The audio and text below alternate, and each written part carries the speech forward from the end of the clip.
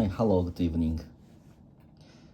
Yesterday I talked about the trip to Kashima-jingu, and today I want to talk about after Kashima-jingu. So let's get started. So after Kashima-jingu, we took a train and we moved to the Mito city, that is the capital city of the Ibaraki prefecture, and we went to Kairakuen. That is the most famous, the third most famous, one of the third most famous garden in Japan. The one is Kairakuen, and the second one is Kenrokuen in Kanagawa prefecture. The last one is Kairakuen in Okayama prefecture. So I have been to Kenrokuen before, and as well as Kenrokuen, I've been to Kairakuen too, more than 10 or 20 years ago. So that's why this was the second time to trip there. And in Mito City, there were a lot of advertisement of Japanese apricot festival from February 11th to March 1st, the beginning of March. So I was looking forward to visiting the garden, but if we realized that we had hardly arrived at the garden when we found that there were no Japanese apricot blooming. So that's why we could only see the tree without flowers or leaves, and the garden is the garden, there are not so many people, but actually we could see some flowers in front of the garden, and of course there was a festival, so that's why there were some the stores or restaurants in the garden, so that's why we could take some snacks or drinks which is regarded to Japanese apricot.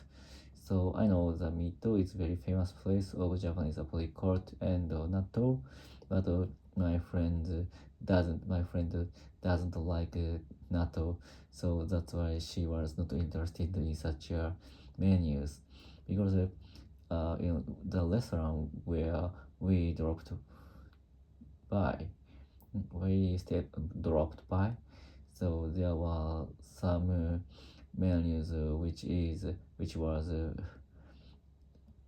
the which was which whose ingredient was natto. For example, natto soba or natto udon or natto noodle.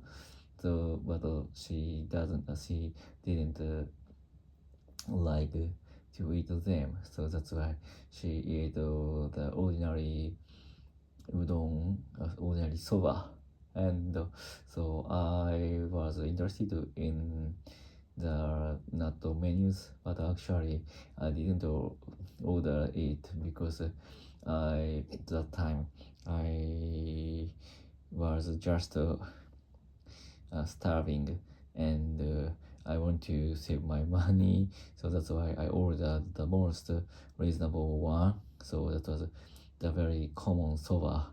Yeah, but actually the taste is very good, and we can sing the branches or trees of the Japanese apricot.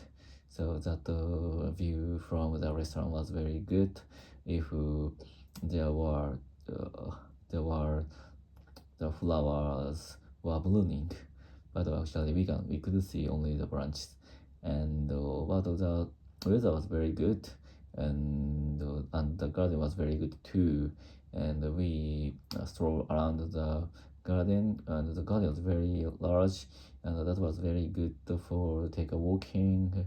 And we could see a lot of places in the garden, and there are many old architectures and old items in the garden. For example, the garden is well arranged, and there are some trees, and I think most I think if the flower, if it had the flower blooming, so I think there were there would have there would have been many kinds of Japanese apricots, because in on the tree there was a nameplate attached to the branch or stem. So and we could see the many kinds of names of the Japanese apricot, and there were small explanations. So that was very interesting. Because the explanation said that explanations explain the reason of the name of the flowers. So that's why. So and the name was interested too, because the name is very cool and too cool.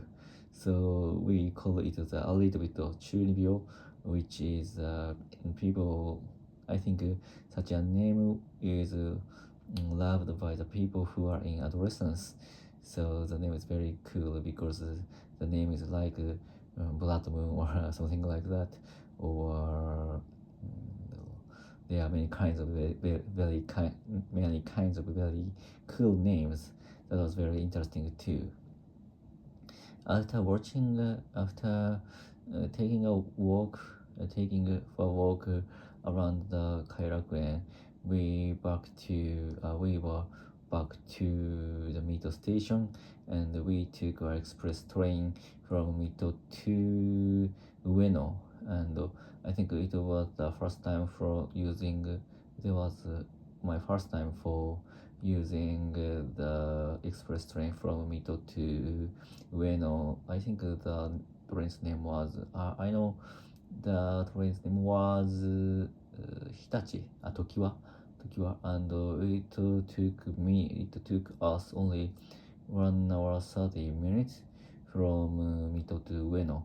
So I think I think it's very near from Tokyo to Mito, and I think it's very accessible. If I have a chance, I would like to go to the Kairakuen when the old Japanese apricot is blooming. So it would be very beautiful, I guess. So in short, the trip was very good, and it was very good experience for me to go to the Ibaraki prefecture, because some internet media said that the Ibaraki is not so good place to visit, because there are few places to visit, and there are few attractive places. So that's why many kinds of Japanese travel media, internet media says that the Ibaraki prefecture is not attractive for tourists. But I think it is wrong. I think so. That's why Kashima Jingu and Mito city is very good place to visit. And of course, that is very near from Tokyo, and it's very accessible, and even in a day we could enjoy very much. So I recommend to visit Mito city or Ibaraki prefecture, if of course, especially if you are living in Kanto area. So that's all. Goodbye. See ya.